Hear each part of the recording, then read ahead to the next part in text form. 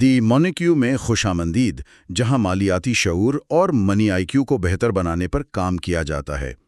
آج کا یہ تجزیہ گہری مارکیٹ ریسرچ پر مبنی ہے۔ ذرا ایک لمحے کے لیے فرض کریں کہ ایک بہت بڑی جدید ترین بیکری بنائی جائے، جس کا مقصد ڈبل روٹی کی پیداوار کو دگنا کرنا ہو۔ اچھا۔ مشینیں لگ چکی ہیں، عملہ بالکل تیار ہے، لیکن اچانک راتوں رات آٹے کی قیمت 3 گنا بڑھ جائے۔ اوہ، وہ تو سیدھا نقصان ہے۔ بالکل، اور بجلی اتنی مہنگی ہو جائے کہ ان اوونز کو چلانا ہی ایک مالیاتی خودکشی بن جائے۔ مطلب اوون موجود ہیں، لیکن ان میں روٹی پکانے سے منافع کے بجائے الٹا جیب سے پیسہ جا رہا ہے۔ ہاں، یہ تو ایک ڈراؤنا خواب ہے کسی بھی بزنس کے لیے۔ اور بالکل یہی سنگین صورتحال اس کمپنی کو پیش آئی جس کا آج ہم تفصیل سے جائزہ لے رہے ہیں۔ یہ وہ کمپنی ہے جو ہماری روزمرہ استعمال کی اشیاء یعنی چپس، بسکٹ اور ڈبل روٹی کی پیکیجنگ بناتی ہے۔ یعنی وہ پلاسٹک جس میں یہ چیزیں پیک ہوتی ہیں؟ جی، مارکیٹ میں اسے میک پیک فلمز لمیٹڈ یا MACFL کے نام سے جانا جاتا ہے۔ یہ 1993 سے پلاسٹک پیکیجنگ انڈسٹری میں کام کر رہی ہے۔ ریسرچ کے دوران میرے سامنے 2 تکنیکی الفاظ بار بار آئے، BOPP اور CPP۔ صحیح۔ تو اس سے پہلے کہ ہم ان کے مالیاتی اتار چڑھاؤ کی کہانی میں الجھیں، کیا آپ ہماری آڈینس کو بتائیں گی کہ یہ دونوں بلائیں دراصل ہیں کیا؟ ضرور۔ دیکھیں، ان اصطلاحات کو سمجھے بغیر اس کمپنی کے بزنس ماڈل کو سمجھنا تقریباً ناممکن ہے۔ BOPP، جس کا مکمل نام بائی ایکزیلی اورینٹڈ پولی پروپائلین ہے۔ کافی لمبا نام ہے۔ ہاں بالکل، لیکن آسان الفاظ میں یہ وہ چمکدار اور سخت پلاسٹک ہے جو نمی کو روکتا ہے۔ مطلب جب کوئی مارکیٹ سے چپس کا پیکٹ خرید کر اسے کھولتا ہے نا، ہاں، وہ جو مخصوص خستہ سی آواز آتی ہے پیکٹ پھٹنے کی۔ بالکل وہی، وہ آواز اسی BOPP پلاسٹک کی ہوتی ہے۔ اس کا مقصد پروڈکٹ کو دیر تک تازہ اور کرکرا رکھنا ہے۔ اچھا، تو پھر یہ CPP کیا ہے؟ CPP یعنی کاسٹ پولی پروپائلین ایک نرم اور لچکدار پلاسٹک ہوتا ہے۔ آپ نے ڈبل روٹی، پاستا یا بیکری کے دیگر مصنوعات دیکھی ہوں گی، ان کے گرد جو ایک نرم اور شفاف سا غلاف ہوتا ہے نا، وہ CPP ہے۔ ہاں، جس میں سختی نہیں ہوتی۔ ہاں، سختی نہیں ہوتی، لیکن یہ مصنوعات کو ہوا لگنے سے اور خراب ہونے سے بچاتا ہے۔ واہ، اس کا مطلب ہے کہ سپر مارکیٹ کا ہر دوسرا شیلف کسی نہ کسی طرح ان کی مصنوعات سے بھرا ہوا ہے۔ آپ ایسا ہی کہہ سکتے ہیں۔ اچھا، اب ذرا ان کی ملکیت یا شیئر ہولڈنگ کے ڈھانچے پر نظر ڈالتے ہیں۔ جون 2025 کے اعداد و شمار کے مطابق کمپنی کے کل شیئرز تقریباً 59.5 ملین ہیں۔ جی، 59.3 ملین کے قریب۔ لیکن دلچسپ بات یہ ہے کہ کمپنی کے ڈائریکٹرز اور CEO ان میں سے 63% سے زائد شیئرز کے مالک ہیں، اور عام پبلک کے پاس صرف 20% کے قریب شیئرز ہیں۔ صحیح۔ اور ایک اور حیران کن پہلو میرے لیے یہ تھا کہ حکومت پاکستان EOBI کے ذریعے تقریباً 8% شیئرز کی مالک ہے۔ ہاں، یہ ایک بہت اہم نقطہ ہے۔ میرا سوال یہ ہے کہ کسی بھی کمپنی کے بورڈ آف ڈائریکٹرز کا اپنے پاس اتنی بڑی مقدار میں شیئرز رکھنا، مطلب 63%، یہ کس چیز کی نشاندہی کرتا ہے؟ دیکھیں، مالیاتی دنیا میں ہم اسے اسکن ان دا گیم کہتے ہیں۔ Skin on the game? جی، اور یہ سرمایہ کاروں کے لیے ایک بہت بڑا اور مثبت سگنل ہوتا ہے۔ جب کسی کمپنی کے منتظمین خود اس کے اکثریتی مالکان ہوں تو اس کا سیدھا سا مطلب ہے کہ وہ صرف ماہانہ تنخواہ کے لیے کام نہیں کر رہے، بلکہ ان کا اپنا پیسہ لگا ہوا ہے۔ بالکل، ان کی اپنی ذاتی دولت اور ان کا مستقبل کمپنی کی کارکردگی سے جڑا ہوا ہے۔ اگر کمپنی ڈوبتی ہے تو سب سے بڑا نقصان انہی کا ہوگا۔ صحیح۔ اور یہ EOBI کی جو شمولیت ہے، EOBI کی شمولیت اس اعتماد کو مزید تقویت دیتی ہے۔ مطلب پینشن فنڈز عام طور پر انتہائی محتاط سرمایہ کاری کرتے ہیں۔ ان کا کسی مینوفیکچرنگ کمپنی میں 8% حصہ خریدنا یہ ظاہر کرتا ہے کہ جو بڑے ادارہ جاتی سرمایہ کار ہیں نا، انہیں اس بزنس ماڈل کے طویل مدتی استحکام پر پورا بھروسہ ہے۔ طویل مدتی استحکام کی بات تو ٹھیک ہے، لیکن اگر ہم 2019 کے مالیاتی نتائج دیکھیں نا، تو سچ بتاؤں مجھے استحکام کا نام و نشان نظر نہیں آتا۔ ہاں، وہ سال ان کے لیے واقعی ایک ڈراؤنا خواب تھا۔ بالکل۔ 2019 میں کمپنی نے 7,000 میٹرک ٹن کی شاندار صلاحیت والا نیا CPP پلانٹ لگایا۔ اس کی بدولت ان کی ٹاپ لائن یعنی کل آمدنی 13% سے زائد بڑھ کر تقریباً 2.4 ارب روپے تک پہنچ گئی، جو کہ بظاہر ایک زبردست بات ہے۔ بظاہر، مگر حیرت انگیز طور پر جب ہم ان کی باٹم لائن کو دیکھتے ہیں نا، یعنی خالص منافع یا نقصان، تو وہاں 234 ملین روپے کا ایک ہوش ربا خالص نقصان کھڑا نظر آتا ہے۔ ہوں اتنی بڑی سرمایہ کاری، اتنی زیادہ سیلز اور نتیجہ اتنا بھیانک نقصان، مطلب یہ تو ایسا ہی ہے جیسے کسی نے دنیا کی مہنگی ترین سپورٹس کار خرید لی ہو، لیکن پیٹرول کی قیمت اتنی بڑھ جائے کہ اسے گیراج میں ہی کھڑا رکھنا پڑے۔ ایسا کیوں ہوا آخر؟ آپ کی مثال بالکل درست ہے۔ دیکھیں، اس نقصان کی جڑیں کمپنی کی اندرونی خامیوں میں نہیں تھیں، بلکہ ملک کے وسیع تر معاشی حالات میں پیوست تھیں۔ اچھا۔ یاد رہے کہ پلاسٹک بنانے کا بنیادی خام مال پیٹرو کیمیکلز پر مشتمل ہوتا ہے۔ اور یہ پیٹرو کیمیکلز بین الاقوامی مارکیٹ سے درآمد کرنے پڑتے ہیں؟ صحیح، ڈالرز میں ادائیگی کرنی پڑتی ہے۔ بالکل، اور 2019 میں پاکستانی روپے کی قدر میں انتہائی تیزی سے گراوٹ آ رہی تھی۔ اب ذرا سوچیں، جب ایک کمپنی خام مال ڈالروں میں خرید رہی ہو اور مال مقامی مارکیٹ میں روپیوں میں بیچ رہی ہو، تو مارجن تو ختم ہو جائے گا۔ بالکل، کرنسی کے گرنے سے اس کی پیداواری لاگت آسمان پر پہنچ گئی۔ اسی وجہ سے کمپنی کو 112 ملین روپے سے زائد کا صرف ایکسچینج لاس برداشت کرنا پڑا۔ واہ، 112 ملین کا صرف کرنسی کا نقصان! جی، جو کہ سیدھا ان کی باٹم لائن کو کھا گیا۔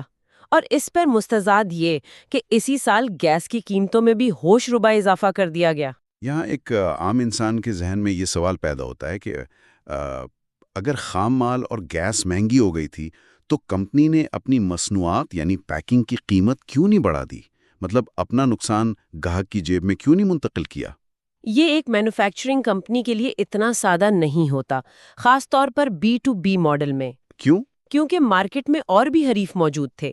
اگر میک پیک فلمز فوراً اپنی قیمتیں بڑھا دیتی تو بسکٹ اور چپس بنانے والی کمپنیاں ان سے مال خریدنا بند کر دیتیں اور سستے متبادل کی طرف چلی جاتیں۔ یعنی ان کے پاس پرائسنگ پاور نہیں تھی؟ بالکل، اسے پرائسنگ پاور کی کمی کہتے ہیں۔ سخت مسابقت میں آپ راتوں رات قیمتیں نہیں بڑھا سکتے، اس لیے ابتدائی طور پر لاگت کا یہ سارا بوجھ کمپنی کو اپنے منافع کی قربانی دے کر خود اٹھانا پڑا۔ اچھا، اس کے بعد کے سال کی کہانی بھی کافی الجھی ہوئی ہے۔ اگلے سال یعنی 2020 میں کمپنی کی کل آمدنی میں کمی واقع ہوئی اور وہ 2.4 ارب سے گر کر تقریباً 2.1 ارب روپے رہ گئی۔ جی، سیلز کم ہوئیں۔ لیکن حیران کن طور پر ان کا خالص نقصان 234 ملین سے سکڑ کر صرف 63 ملین روپے رہ گیا۔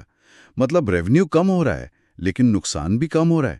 کیا انہوں نے اچانک کوئی جادوئی حکمت عملی ڈھونڈ لی تھی؟ بظاہر اعداد و شمار دیکھ کر ایسا ہی لگتا ہے، لیکن حقیقت کچھ اور تھی۔ یہ نقصان کسی زبردست کاروباری حکمت عملی یا آپریشنل بہتری کی وجہ سے کم نہیں ہوا تھا۔ پھر کس وجہ سے ہوا؟ اس سال خام مال کی قیمتوں میں عالمی سطح پر تھوڑی کمی ضرور آئی، لیکن نقصان کے کم ہونے کی سب سے بڑی وجہ یہ تھی کہ کمپنی نے اپنی ایک لیز ہولڈ زمین فروخت کر دی تھی۔ اوہ، تو وہ ون ٹائم گین تھا؟ جی ہاں، زمین بیچنے سے جو یکمشت رقم آئی اس نے بیلنس شیٹ پر ان کے خالص نقصان کو چھپا لیا، یا کہہ لیں کہ کم کر کے دکھایا۔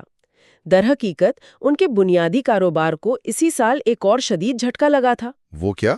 حکومت کی طرف سے GIDC یعنی گیس انفراسٹرکچر ڈیولپمنٹ سیس کے نام سے ایک بھاری ٹیکس نافذ کر دیا گیا۔ یہ صنعتوں پر ایک ایسا بوجھ تھا جس نے ان کی پیداواری لاگت کو مزید دباؤ میں ڈال دیا۔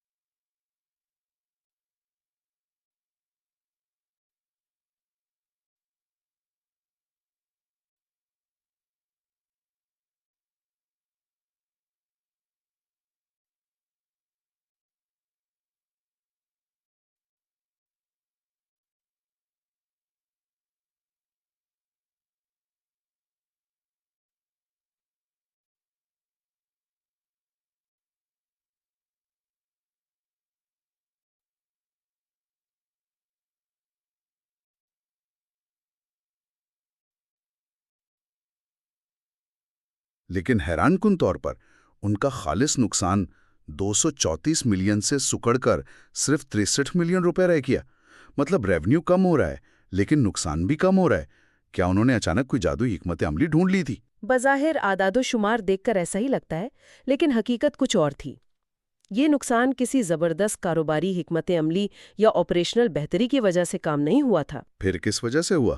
اس سال خام مال کی قیمتوں میں عالمی سطح پر تھوڑی کمی ضرور آئی، لیکن نقصان کے کم ہونے کی سب سے بڑی وجہ یہ تھی کہ کمپنی نے اپنی ایک لیز ہولڈ زمین فروخت کر دی تھی۔ اوہ، تو وہ ون ٹائم گین تھا؟ جی ہاں، زمین بیچنے سے جو یکمشت رقم آئی اس نے بیلنس شیٹ پر ان کے خالص نقصان کو چھپا لیا، یا کہہ لیں کہ کم کر کے دکھایا۔ در حقیقت ان کے بنیادی کاروبار کو اسی سال ایک اور شدید جھٹکا لگا تھا۔ وہ کیا؟ حکومت کی طرف سے GIDC یعنی گیس انفراسٹرکچر ڈیولپمنٹ سیس کے نام سے ایک بھاری ٹیکس نافذ کر دیا گیا۔ یہ صنعتوں پر ایک ایسا بوجھ تھا جس نے ان کی پیداواری لاگت کو مزید دباؤ میں ڈال دیا۔ تو ہم کہہ سکتے ہیں کہ کمپنی زمین بیچ کر محض اپنا وقت خرید رہی تھی۔ بالکل، بقا کی جنگ تھی۔ لیکن پھر حالات نے ایک زبردست کروٹ لی۔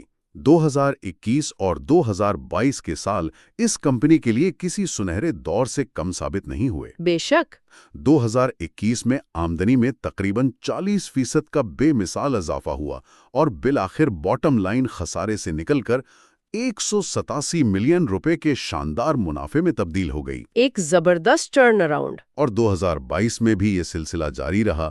سیلز 4 ارب روپے سے تجاوز کر گئیں اور منافع برقرار رہا، باوجود اس کے کہ روپے کی قدر گرنے سے انہیں دوبارہ 70 ملین روپے کا نقصان اٹھانا پڑا۔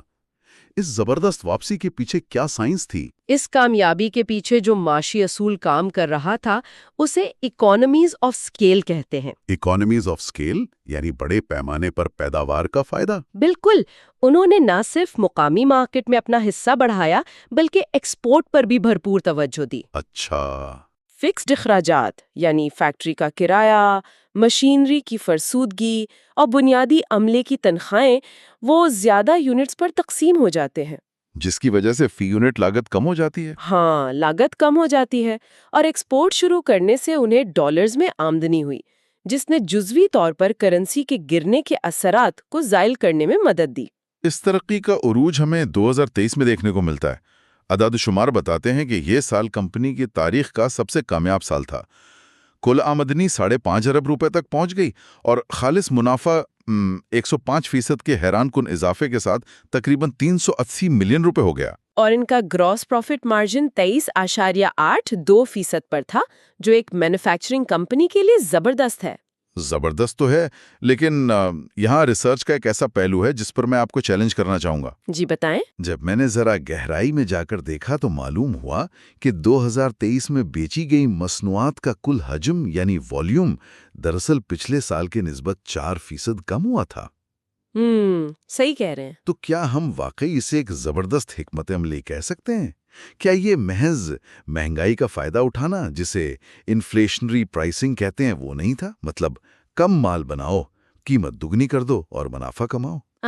آپ کا یہ اعتراض بالکل بجا ہے، اور یہ سچ ہے کہ مہنگائی نے ریونیو بڑھانے میں بنیادی کردار ادا کیا۔ جب مارکیٹ میں ہر چیز مہنگی ہو رہی تھی تو آخر کار انہوں نے بھی قیمتیں بڑھا کر اپنا بوجھ گاہکوں پر منتقل کر دیا تھا۔ لیکن سارا کریڈٹ صرف قیمتوں کے اضافے کو دینا ناانصافی ہوگی۔ 2023 میں انتظامیہ نے ایک ایسا ماسٹر سٹروک کھیلا جس نے انہیں مستقبل کے بحرانوں سے کافی حد تک بچا لیا۔ وہ کیا تھا؟ انہوں نے اپنا گیئرنگ ریشو ڈرامیٹک حد تک کم کر دیا۔ Gearing ratio? تھوڑا واضح کریں گی اسے؟ ضرور۔ گیئرنگ ریشو کا مطلب یہ ہے کہ کمپنی کے کل سرمایہ میں قرض کا کتنا فیصد حصہ ہے۔ انہوں نے کیا کیا کہ جو شاندار منافع کمایا اسے عیاشی میں اڑانے یا ڈیویڈنڈز بانٹنے کے بجائے اپنے مہنگے بینک قرضے ادا کر دیے۔ واہ! ان کا گیئرنگ ریشو 24% سے گر کر صرف 1.97% رہ گیا۔ اوہ! یعنی جب ملک میں شرح سود تاریخ کی بلند ترین سطح پر پہنچ رہی تھی اور دوسری کمپنیاں سود ادا کرتے کرتے دیوالیہ ہو رہی تھیں، اس وقت MACFL نے خود کو سود کے بوجھ سے تقریباً آزاد کر لیا تھا۔ بالکل، جو پیسہ پہلے بینکوں کو سود کی مد میں جا رہا تھا وہ اب ان کی اپنی باٹم لائن میں شامل ہو رہا تھا۔ یہ واقعی ایک بچاؤ کی بہترین تدبیر تھی۔ लेकिन बदकिस्मती से ये कंपनी को 2024 के मुआशी तूफान से मुकम्मल तौर पर ना बचा सकी। हाँ, 2024 फिर से एक मुश्किल साल साबित हुआ। बिल्कुल। 2024 में सेल्स में बमुश्किल 2% का इजाफा हुआ, लेकिन मुनाफा सीधा 32% गिरकर 258 मिलियन रुपए पर आ गया। रिसर्च बताती है कि तवानाई, खास तौर पर गैस के टैरिफ में होने वाले बेतहाशा इजाफे और 214 मुलाजमीन की तनख्वाहों के बोझ ने मुनाफे को दबा दिया। असल में मुल्की सतह पर महंगाई इतनी बढ़ चुकी थी कि लोगों की कुव्वत खरीद जवाब दे गई थी। बिल्कुल सही। अब देखें, जब आम लोग बिस्किट और चिप्स खरीदना कम कर दें तो उनकी पैकेजिंग बनाने वाली कंपनी का मुनाफा खुद ब खुद सुकड़ने लगता है। कीमतें बढ़ाने की भी एक हद होती है, उस हद के बाद डिमांड तबाह हो जाती है। और फिर 2025 का साल तो एक डरावना ख्वाब साबित हुआ। मुनाफा मजीद 70% गिरकर सिर्फ 85 मिलियन रुपए पर आ गया। इस सूरत हाल को समझने के लिए ना एक मिसाल लेते हैं। फर्ज करें एक शख्स ट्रेडमिल पर दौड़ रहा है। ट्रेडमिल की रफ्तार मुसलसल बढ़ रही है, जो कि महंगाई और बढ़ती लागत की अलामत है। और अचानक उस शख्स को अपनी जूते के तस्मे बांधने के लिए रुकना पड़ जाए। तो वो यकीनन गिरेगा। बिल्कुल, ट्रेडमिल चलती रहेगी और वो शख्स मुंह के बल गिर सकता है। कंपनी के साथ भी कुछ ऐसा ही हुआ। उन्हें अचानक पैदावार क्यों रोकनी पड़ी? ये तशबीह इस सूरत हाल की बिल्कुल दुरुस्त अक्कासी करती है। 2025 में जूते के तस्मे बांधने से मुराद कंपनी के प्लांट की पीरियोडिक मेंटेनेंस थी। अच्छा, यानी मशीनों की सर्विसिंग? जी हाँ, भारी मशीनरी को साला साल मुसलसल चलाने के बाद एक वक्त आता है जब उसकी मुकम्मल ओवरहॉलिंग नागुज़ीर हो जाती है, वरना करोड़ों की मशीनरी तबाह हो सकती है। इस मेंटेनेंस की वजह से उनका प्लांट कुछ अरसे के लिए बंद रहा। तो इससे मुनाफे पर इतना बड़ा असर कैसे पड़ा? मसला ये है कि जब पैदावार रुक जाती है तो आमदनी रुक जाती है, लेकिन अमले की तनख्वाहें और फैक्ट्री के बुनियादी अखराजात रुके नहीं रहते। उन्हें तो हर महीने बिल भरने हैं। सही। यही वजह है कि उनका गियरिंग रेशियो जो 2% से नीचे आ गया था, वो 2025 में दोबारा बढ़कर 24% के करीब पहुंच गया, क्योंकि फिक्स्ड अखराजात पूरे करने के लिए उन्हें दोबारा शॉर्ट टर्म कर्जों का सहारा लेना पड़ा। तो क्या हम इस नतीजे पर पहुंचें कि ये कंपनी अब ज़वाल पजीर है और इसका कोई मुस्तकबिल नहीं? हैरत अंगेज तौर पर रिसर्च के आदाद व शुमार इसकी नफी करते हैं। बिल्कुल। माली साल 2026, जिसे हम फाइनेंशियल ईयर 26 कह रहे हैं, उसके इब्तदाई 9 महीनों के नताइज मार्केट को हैरान कर देने वाले हैं। इन 9 महीनों में सेल्स 10% से ज्यादा बढ़ी और खालिस मुनाफे में 56% का जबरदस्त उछाल आया, जो कि 114 मिलियन रुपए तक पहुंच गया। ये वाकई एक जबरदस्त कमबैक है। आखिर रातों रात ऐसा क्या बदल गया कि मुनाफे का ग्राफ दोबारा ऊपर की तरफ चल पड़ा? देखें, ये कोई रातों रात का मुआवजा नहीं है, बल्कि उन 3 स्ट्रेटेजिक फैसलों का नतीजा है जो कंपनी ने अपने मुस्तकबिल को महफूज बनाने के लिए किए। अच्छा, वो 3 फैसले क्या हैं? पहला और सबसे अहम कदम एक ओवरसीज सब्सिडरी यानी मुल्क से बाहर अपनी एक ज़ैली कंपनी का क़याम है। एक मिनट रुके। बैरूनी मुल्क कंपनी बनाना तो इंतहाई महंगा और पेचीदा अमल होता है। वहाँ के टैक्स, कानूनी तकाजे, सेटअप की लागत। हाँ, देखने में ऐसा ही लगता है। क्या ये कंपनी मकामी मईशत के खतरात से भागकर गैर मुल्की अखराजात की दलदल में नहीं फंस रही? क्या ये वाकई एक समझदारी का फैसला है? बज़ाहिर ये एक महंगा और पुरखतरा फैसला लगता है, लेकिन अगर आप इसे एक्सपोर्टर के ज़ाविये से देखें तो ये एक शानदार मास्टर स्ट्रोक है। वो कैसे? पाकिस्तान में बैठकर एक्सपोर्ट करने पर माल बर्दारी यानी फ्रेट के बहुत ज़्यादा अखराजात आते हैं। जब उनकी अपनी ज़ेली कंपनी बैनुल अक़वामी मार्केट में मौजूद होगी तो लॉजिस्टिक्स सस्ती पड़ेंगी और ग्राहकों से डायरेक्ट राब्ता होगा। ये तो फायदेमंद है। और सबसे बड़ा फायदा ये है कि ये उन्हें रुपए की कद्र में होने वाली कमी से बचाएगा। उनकी आमदनी बराह रास्त गैर मुल्की करेंसी में होगी, जिसे मालियाती जुबान में हेजिंग कहते हैं। ये मकामी मईशत के झटकों के खिलाफ एक बेहतरीन इंश्योरेंस है। वाह, ये दलील वाकई वजन रखती है। मतलब उन्होंने डॉलर कमाने की एक पायदार मशीन बना ली है। और दूसरा कदम जिसका रिसर्च में जिक्र है, वो तवानाई की लागत को काबू करने से मुताल्लिक है, यानी उनका नया सोलर पावर प्लांट प्रोजेक्ट। बिल्कुल। जैसा कि हमने देखा कि 2024 और 2025 में महंगी ग्रिड बिजली और गैस ने उनके मुनाफे का सफाया कर दिया था। हाँ, वो तो उनके लिए लाइफ एंड डेथ का मसला बन गया था। जी, एक मैन्युफैक्चरिंग इंडस्ट्री कभी भी महंगी तवानाई के साथ عالمی مارکیٹ کا مقابلہ نہیں کر سکتی۔ میگا واٹ سکیل کا سولر پاور پلانٹ لگا کر انہوں نے فکسڈ انرجی کاسٹ کو بہت حد تک کم کر لیا ہے۔ صحیح۔ دن کے وقت ان کی پیداوار کا ایک بڑا حصہ اب سستی شمسی توانائی پر چلتا ہے، جس سے منافع کے مارجن میں براہ راست اضافہ ہوتا ہے۔ اور ہاں، تیسرا بڑا قدم جو انہوں نے لیا ہے وہ تھرمل ایکسٹروژن کوٹنگ مشین نامی ایک جدید ترین مشینری کی تنصیب ہے۔ اس پر اتنی بڑی سرمایہ کاری کا کیا مقصد ہے؟ کیا وہ پرانی مشینیں کافی نہیں تھیں؟ اس مشین کی تنصیب دراصل ان کی روایتی پروڈکٹ لائن سے ویلیو ایڈڈ مصنوعات کی طرف منتقلی کا اشارہ ہے۔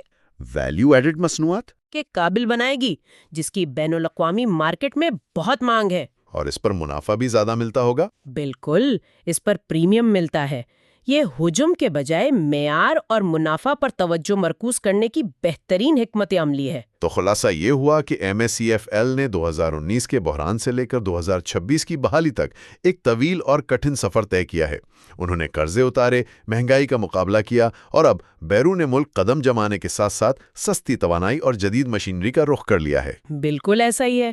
یہ ایک ایسی کیس سٹڈی ہے جو بتاتی ہے کہ ایک مینوفیکچرنگ کمپنی کو زندہ رہنے کے لیے کتنی تیزی سے اپنے آپ کو بدلنا پڑتا ہے۔ صحیح۔ لیکن یہ سب کامیابیاں اپنی جگہ، اس تمام تجزیے کے بعد ایک بہت بنیادی اور چپتا ہوا سوال ذہن میں ابھرتا ہے۔ کیا سوال؟ ایک طرف یہ کمپنی سولر پینلز لگا کر اور بیرون ملک کمپنیاں کھول کر مقامی معاشی جھٹکوں سے بچنے کی بھرپور کوشش کر رہی ہے، لیکن سوال یہ ہے کہ کیا ایک ترقی پذیر ملک میں موجود کوئی بھی مینوفیکچرنگ کمپنی کبھی بھی مقامی معیشت، پالیسیوں اور توانائی کے بحران کے سائے سے مکمل طور پر آزاد ہو سکتی ہے؟